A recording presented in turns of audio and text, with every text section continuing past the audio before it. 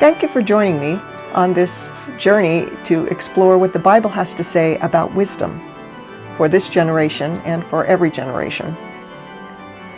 The first segment here is called The Wisdom Quest.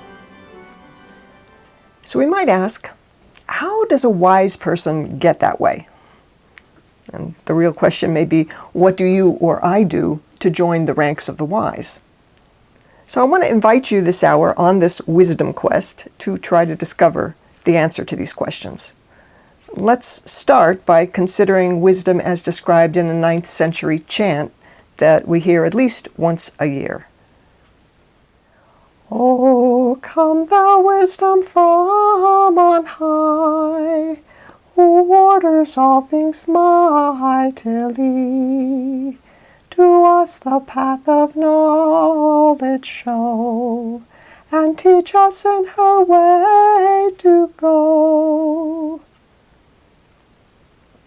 This hymn is based on the ancient O antiphons, which describe the names and attributes of the Savior. And one of these attributes is wisdom. According to the chant, wisdom reveals how we can move through life with clarity and understanding. This chant tells us that wisdom orders all things mightily, and in two ways, in fact. Because in the beginning, we see the organizing principle of wisdom on display in the creation story. The creation of the whole world, when God, in the company of wisdom, orders original chaos into the inhabitable universe that you and I enjoy. But wisdom also seeks to organize our present reality in the same way, for those who appropriate this virtue. The way of wisdom becomes an invitation to organize our present chaos into a path forward to a habitable future. For those who are wise, values, goals, and priorities are clearly marked, like cairns along the path. In the ancient chant of the O antiphons, the path of knowledge is revealed and becomes easy to discern, which makes the best route into the future no longer a guessing game for those who seek to travel on wisdom's road.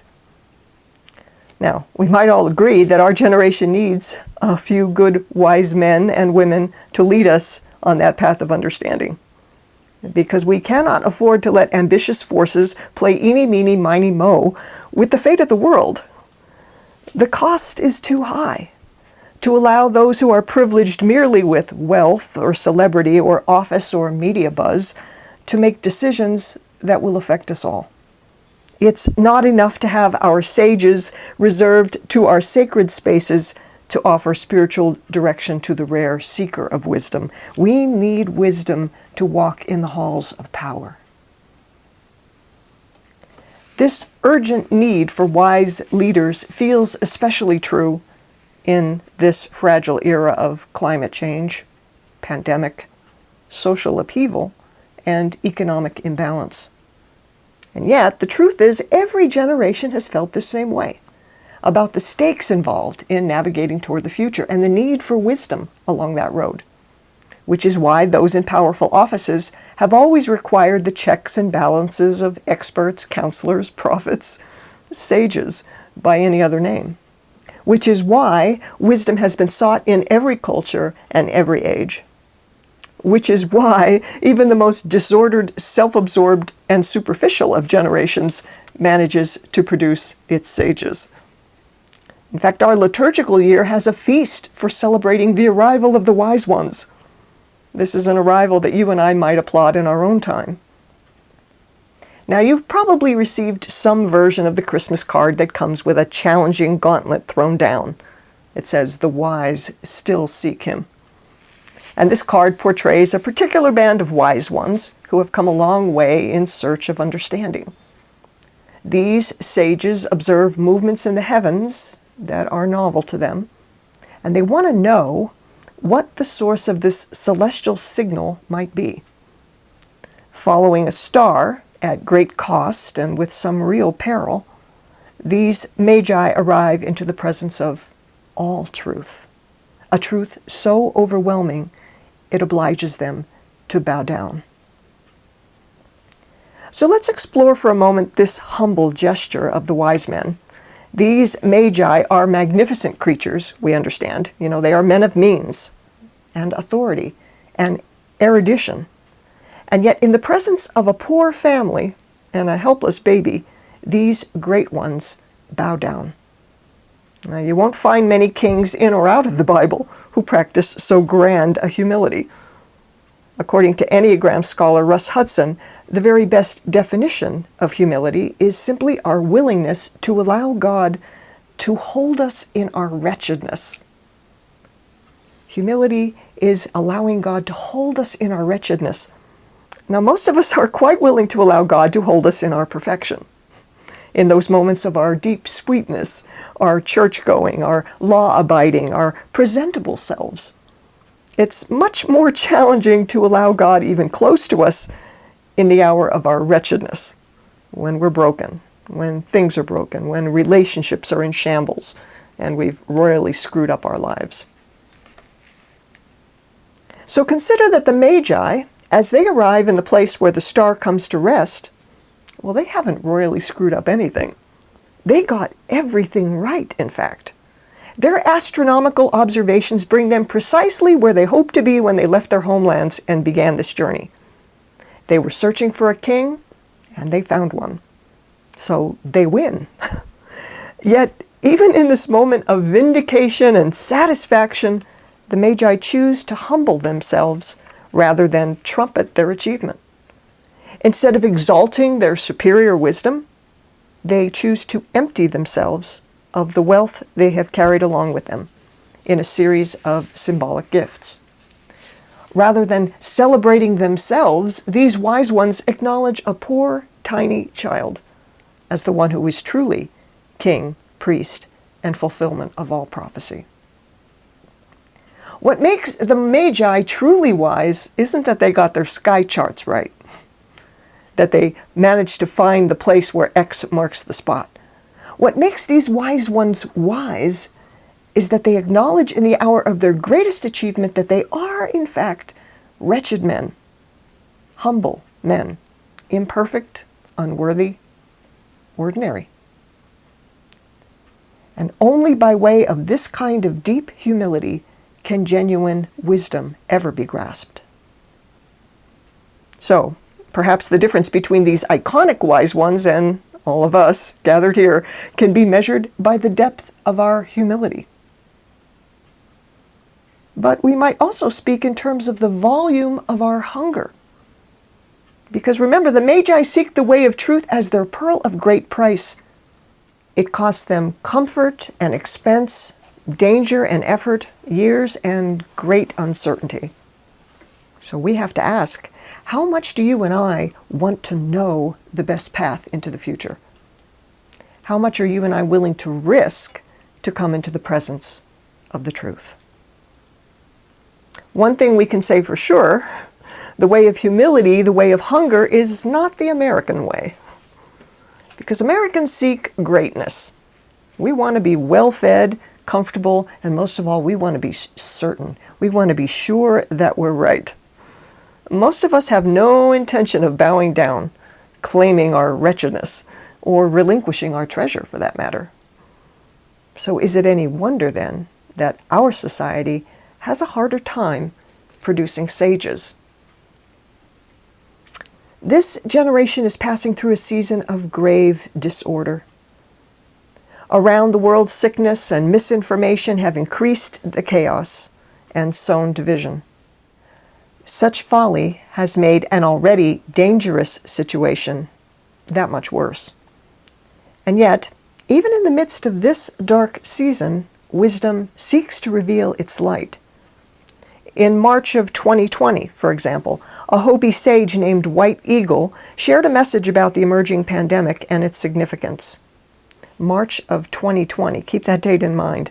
I want to share this large piece of what White Eagle had to say because hearing his words now, in 2021, we are amazed at the wisdom of what this Hopi prophet saw at a time when most of us weren't fully aware of the pandemic at our door, when shutdowns, layoffs, and swelling ICUs were yet to come. Back in March of 2020, White Eagle told us this: This moment humanity is going through can be seen as a portal or as a hole. The decision to fall into the hole or to go through the portal is up to you. If you merely repent of the problem and consume news 24 hours a day with little energy, nervous all the time, with pessimism, you will fall into the hole.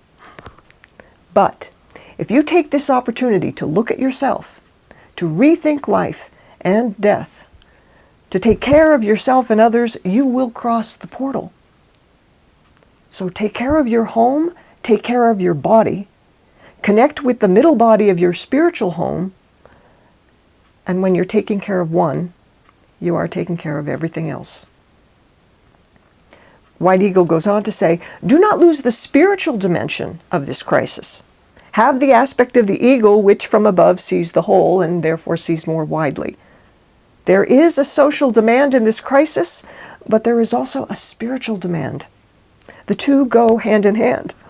Without the social dimension, we may fall into fanaticism. But without the spiritual dimension, we fall into pessimism and lack of meaning. Now you were each prepared, White Eagle said, by your life, by the history all around us, to go through the present crisis. Take your toolbox. Use all the tools at your disposal. Learn about resistance with indigenous and African peoples, because we have always been and continue to be exterminated. But we still haven't stopped singing and dancing and lighting a fire and having fun. So don't feel guilty about being happy during this difficult time. You don't help at all by being sad and without energy. It helps if good things emanate from the universe right now, because it is through joy that one resists. And when the storm passes, you will be very important in the reconstruction of the new world. So you need to be well and strong. And for that, there's no other way than to maintain a beautiful, happy, and bright vibration. This has nothing to do with alienation from reality. This is a resistance strategy. In shamanism, there's a rite of passage called the quest for vision. You spend a few days alone in the forest, without water, without food, without protection. And when you go through this portal of deprivation, you get a new vision of the world, because you've faced your fears through your difficulties. And this is what is asked of you now. What world do you want to build for yourself? For now, this is what you can do to prepare for that world. Embrace serenity in the storm. Calm down and pray every day. Establish a routine to meet the sacred every day. Because remember, good things emanate. What you emanate now is the most important thing.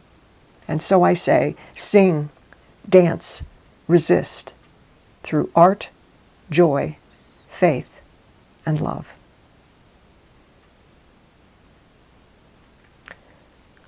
Now keep in mind the date of White Eagle's message, March 2020. White Eagle saw the upcoming trial of our nation and our world perceptively. In the months that followed, how many of us took the portal approach and how many of us fell into the hole? Some of us, maybe most of us, did a little of both. We spent too many nights intravenously connected to the news feeds.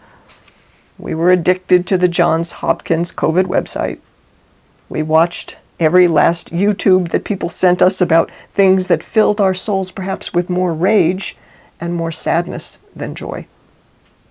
And we ate too much and drank too much and blamed the opposition too much. We raged about not being able to find toilet paper and our favorite products on empty shelves in stores. We fell into the hole of imagining that reality, as we once possessed it, was lost to us forever. From our isolated cells, all we could do was watch the world as we knew it slip away. But hopefully, there were other days and nights when we chose to go through the portal, as White Eagle prescribes. Days when we chose to pray, to gather virtually and spiritually with people of goodwill. We chose to resist the invitation to despair, to nurture ourselves on a diet of hope and exercise, nourishing food, and mutual kindness. We celebrated with the whole church, even when we couldn't get to church, and we remembered how gentle words feel when they fall on our hearts, and so we resolved to use such gentle words with others more generously. When you and I consider wisdom in this light, we recognize that it's not just a bunch of words that are written down someplace, words that make us smarter because we're in possession of them. You can have a library full of books at home and not be any wiser. Past wisdom has been codified in books and verbalized by speakers, but it also must be incarnated. Because as we know, wisdom is a word, according to our traditional teaching. It's a divine logos, in Greek, which from eternity emanates all truth into the created order. That's what the logos, the word, does. In collaboration with wisdom, by means of such words, God originally speaks the world into being, in fact. Let there be light. But according to our tradition as well, wisdom is also an incarnation. It's a word made flesh, a word that comes to reside with us and in us. Which means, as White Eagle says, we do have to sing and dance this wisdom. We do have to emanate this wise word into the world. We have to incorporate this word into our being so that when people encounter us, they believe this word, not the words we speak, but the word we are. And if they believe the word that you and I present, well, then they'll want it for themselves. The world needs such incarnate wisdom, now more than ever, because we have squandered the first 2 decades of the present century by miring it in the errors of the past. We're still wed to unbridled capitalism, which makes a very few obscenely rich at the expense of the many. And we're still deeply in love with consumerism. We shop, we acquire, we pin our hopes on things. And we're still married to a twisted version of progress that exploits the planet and the working poor. We ignore our responsibility to be stewards of the very earth that gives us life. And we continue to perpetuate all the ancient sins as well. Racism, nationalism, classism, greed, envy, violence, and deceit.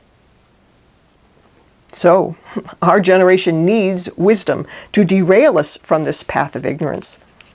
And ignorance, unfortunately, is the route history always takes when we proceed on autopilot, when no one's watching and minding the shop. Wisdom derails our regress into ignorance, and wisdom sets us on the way of understanding. Keep this in mind. Wisdom is always a way, a journey. It's not a destination. It can't be acquired while standing still or keeping to our safe and familiar margin of history. Which means we must ask, as magi in the making, where do we go to discover the light of a star, to illuminate our present darkness? What is the source of authentic wisdom at this precious and precarious moment of history? Each generation must seek its own iteration of wisdom. It's not enough just to lean on to the past, which means that the quest for wisdom is never-ending. Proverbs and teachings have been preserved from great civilizations of the past, yet we also claim modern sages for whom the quest for understanding has become a life's work. I think of Krista Tippett, who made a career of interviewing thoughtful people for National Public Radio. Tippett wrote a wonderful book called Becoming Wise, and it outlines her journey into the truth as she discovers it contained in human hearts, often very ordinary hearts. And Tippett mines this truth simply by asking the right question of the people that she interviews. On our list of modern wise ones might also be novelist and essayist Annie Lamott. In her irreverent way, Lamont mines Christianity for fresh relevance And she does this through the gift of humor, by coming clean about the insanity of her own relationships and her often bad choices. We might also consider among the wise commentator David Brooks, who invests himself in the study of biographies of the past, and his work seeks to uncover the essence of character, what we might call in religious circles the quality that makes for holiness. But we also have wonderful examples of wisdom emanating from our young people. In the Parkland high school shooting survivors, activists Masala Yousafzai and Greta Thunberg, or poet laureate Amanda Gorman. These modern sages seek wisdom through their own experience of the human condition. We might throw in our favorite wisdom teachers here from every age: Francis of Assisi, Henry Nouwen, Francis de Sales, Joan Chittister, Richard Rohr, Thomas Merton, Rachel Carson, Thich Nhat Hanh, Thomas à Kempis, Maya Angelou, Mary Oliver, Marilyn Robinson, Chief Seattle, Evelyn Underhill, James H. Cone, Rumi, Anthony de Mello, Martin Luther King, Teresa of Avila or Lisieux. What this litany of names tells us is that wisdom is by no means a lost art. Even in an era as self-absorbed and wrong-thinking as ours has been, sages pop up all the time to tell us what they know. And if you're the sort of person who can't trust any sage that hasn't been dead for generations, well, there are libraries full of the writings of past wise ones for our consideration. In every generation, smart people try to envision a better future. But the truly wise are distinguished by aligning their choices toward a whole and healthy future for everybody. Because there are not and have never been wise ones who want to keep the secret of a happy life to themselves or for just their little group. So when we meet people advocating for their own kind, whether it's their creed or their social group or their color, their nation, or even their species alone, beware. That's not wisdom. The wise ones never abdicate responsibility or concern for the other, for the outsider, which means sages naturally become teachers and evangelists for what they know. And yet the wise ones will also generally agree that wisdom is an inside job. You have to begin by healing yourself before you can go out and repair the world. So here we circle back to our initial question about the nature of wisdom. If you and I are to be magi in the making, we have to know how and where to acquire this valuable substance. As believers, of course, we take it on faith that there's a certain amount of wisdom to be had in our sacred texts. We certainly hope so. We might imagine that any sacred text worth preserving contains, well, the truth, right? Within our particular Judeo-Christian scriptures, we actually have a subset of books that are defined as wisdom literature. Now, in the Protestant Bible, 3 books are commonly marked as wisdom texts: Job, Proverbs, and Ecclesiastes.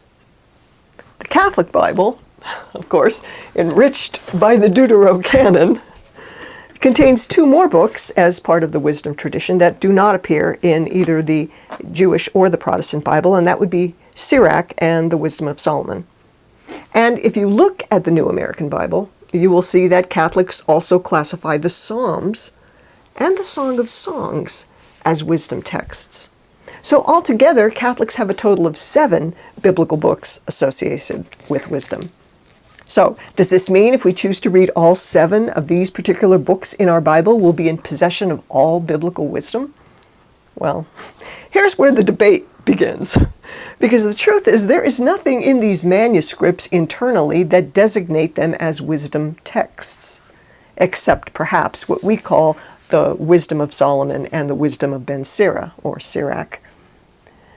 But remember, these 2 books do not appear in the Jewish and the Protestant Bible. So in the agreed upon Bible, there are no books that call themselves wisdom books, which makes some scholars assert that there's no such category as wisdom literature in the canon of Scripture, period. This designation of wisdom literature is a figment of some filers' imagination and nothing more. And in support of this assertion, we should note that the Jewish Bible, from which many of these texts originate, has no so-called wisdom literature defined. The Jewish Bible merely includes a much larger collection of books that they call the writings in which these texts are situated.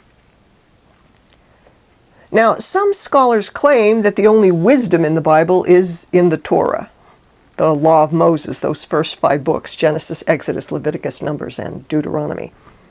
So if you want to be wise, they would claim, acquaint yourself with God's law, wherein lies all wisdom. This is why some Christians want the 10 Commandments to be featured on the lawns of our courthouses. Wisdom resides in submission to these 10 great laws. However, others would say, well, Jesus is the so-defined wisdom of God, and Jesus negates all previous revelations of truth, so forget about looking into the Hebrew Bible at all for genuine understanding.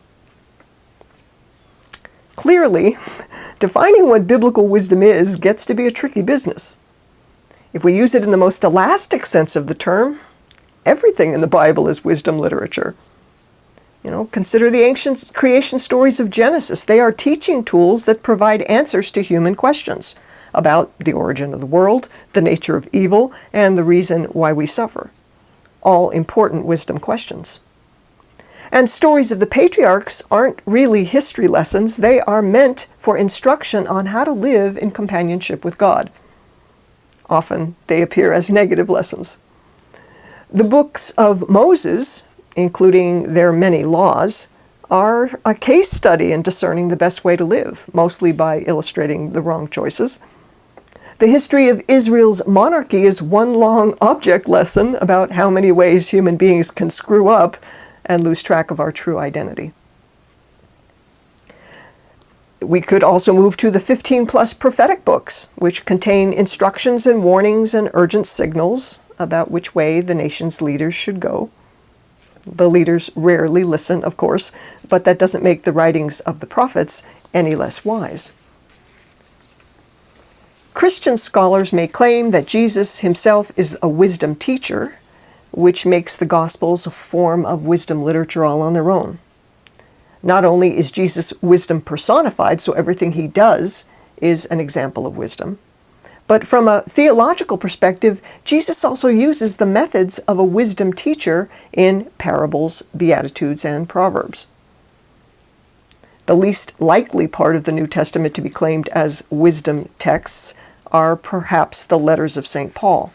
And yet even Paul employs familiar forms from wisdom literature, household codes, and songs in his theological reflections. And we know wisdom gets communicated from one generation to the next by many biblical forms, in stories and songs, in proverbs and parables, in moral lessons and laws. A case has even been made for the inclusion of apocalyptic writing as a kind of wisdom literature, because we find such writing in prophecy, in the book of Revelation, and in the teaching of Jesus. And these apocalyptic texts are meant to enlighten. They are meant to reveal hidden truths, which is the goal of wisdom. So, on the one hand, we have those who claim that wisdom literature is not to be found in the Bible at all, not in the core canon. That wisdom literature is simply a pagan philosophical method that our tradition really has no use for.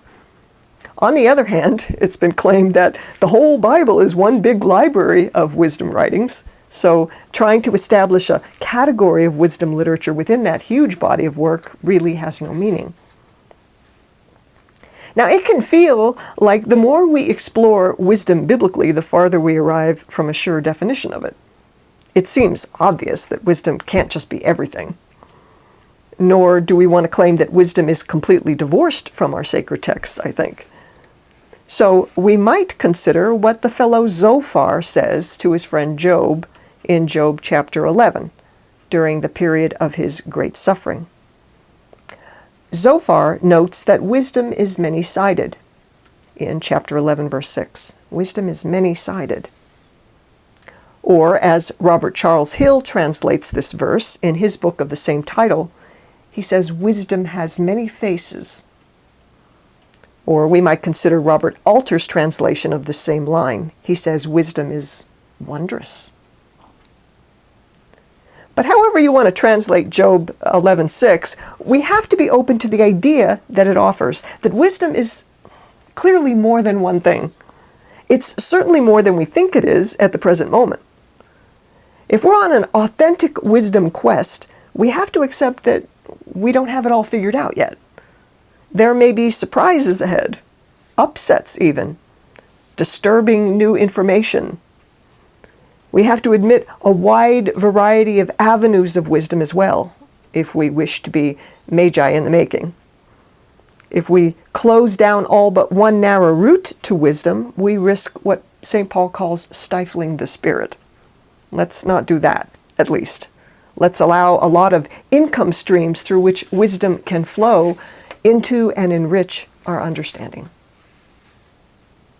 For example, let's allow that in the 21st century, science is a valid, wonderful road to wisdom, as is, of course, the whole religious enterprise, and as is the ancient craft of storytelling, and as is our modern filmmaking, as is immersing ourselves into the whole of creation outdoors, as is sitting at the feet of experts in any field as they explore their slice of the truth about the economy, or politics, or the rainforest. In the story of Job, the hero of the book twice asks this question, where shall wisdom be found? And if Job's journey into the heart of understanding tells us nothing else, it assures us that wisdom is bigger than our current understanding. And I think St. Paul's experience is especially instructive when it comes to inventing a bigger box, or perhaps insisting on no box at all, when wisdom comes calling. Because Paul, by his own admission, is a perfect Pharisee. In Paul's early years, he kept his view of wisdom 100% kosher, accepting it through one stream of understanding only. And yet Paul runs into a brick wall with this method when he encounters the risen Lord on the Damascus Road. This category-busting meeting ruins everything for Paul, if by everything you mean your personal view of reality. And if by ruin you mean needing to preserve that reality at all costs. I think many of us experience the moment of being proven wrong as a version of our ruination.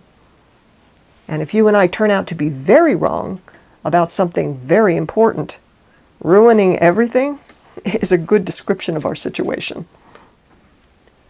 For Paul, a post-crucifixion meeting with Jesus makes clinging to his old, narrow, kosher truth frankly impossible.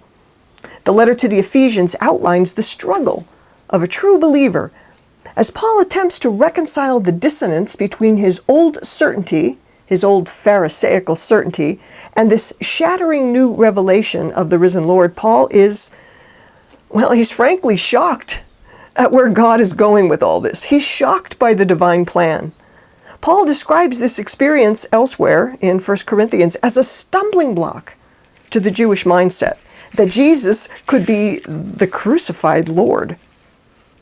In Ephesians chapter 3, Paul calls this a profound mystery, a deep, fathomless purpose, a vast, holy will. And finally, Paul calls the paschal mystery of Jesus what it is, the wisdom of God.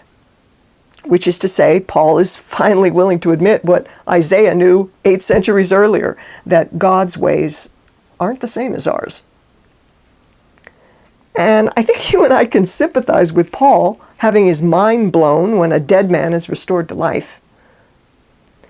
To Paul, though, it's not just about meeting a ghost when he encounters Jesus, which would be unnerving enough. To Paul, what can't be reconciled is that the God that he knew, the God of his neat categories, is not being consistent.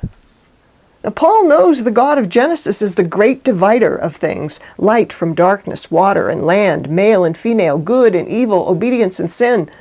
The God of Genesis is a clarifying, separating God.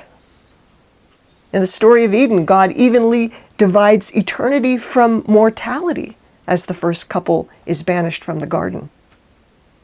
Now we know these two will experience death as a result of this division. Life and death join the list of opposites that cannot be reconciled in sacred story.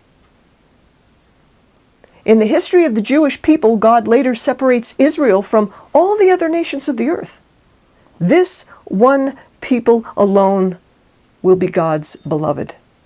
Jews and Gentiles, therefore, simply cannot be reconciled. Now, Paul has been studying these texts his whole life. He has known the wisdom of God as this separating and distinguishing principle. It's the Hebrew law to keep the clean from the unclean. Dividing opposites keeps the chaos, the original chaos, at bay. This is God's way. This is the holy way. But if Paul had been a disciple of Jesus during his ministry from Galilee to Jerusalem, Paul would have heard a new teaching on wisdom that would have changed things for him. Jesus teaches genuine understanding by means of what we could call holy paradox. The kingdom, as Jesus describes it, mixes everything up. It's the poor who turn out to be blessed. The sorrowing laugh. The sinner is forgiven. And Jesus realizes within himself the incongruity that divinity chooses to exist within humanity. That a virgin can also be a mother. That the dead will rise. In this kingdom revelation, the lost one is a matter of more urgency to the shepherd than the 99 who keep to the sheep pen. And none of this is rational. It doesn't make sense. It doesn't add up. In the new math of the kingdom, the God whom Israel solemnly defines as one is now being presented as three in one. Well, Paul's mind simply has to be blown by this kind of revelation. Meeting the risen Lord detonates a lifetime of certainty and makes all of it meaningless. The Father that Jesus knows isn't the God of rigid lines drawn in the sand. Incarnate wisdom knows our humanity from the inside out, so reality turns out to be a great deal more fluid from the unifying perspective of the kingdom. Jew and Gentile are not playing on opposite teams, and male is not privileged over female in this revelation. Servant and master are equal in God's eyes. In the gospel, divine revelation, divine wisdom takes a somersault in human perception. So we could call the revelation of Jesus a revolution in understanding. And a revolution always entails something old being dismantled. So to any Jewish person who didn't find the gospel persuasive and fall in line with the church, the Jesus people were dissenters from truth, and such people must be stopped. This is why any discussion of wisdom has to include the element of dissent. Wisdom seekers are pioneers on a journey, after all, on a journey in search of truth, and truth always requires a bigger box or no box at all. Saying yes to a new way of seeing requires saying no to the former confining perspective. Wisdom seeking always eventually makes us sound like heretics to those who are not on the wisdom quest. Now, I want to emphasize here that to the wisdom seeker, they're not being heretical at all. Sages perceive that the old and the new can be reconciled, must be reconciled to arrive at the greater truth. That is the paradox of the kingdom. Jesus does not ever denounce Judaism and start his own religion. St. Paul doesn't insist that the Jews abandon the law of Moses or that the Gentiles take it on, circumcision and all. Wisdom is the great reconciling, unifying force. It is, as Jesus says, "The householder who stocks both the old and the new in happy harmony on her shelves." Yet to those not on the wisdom trail, all of this just sounds like blasphemy, which means the wise ones will always find themselves traveling on a perilous road. This wraps our introduction to wisdom. In the next hour, we're going to examine what it means to say no in a wise way to the way of ignorance as we continue down the path that the sages have prepared for us.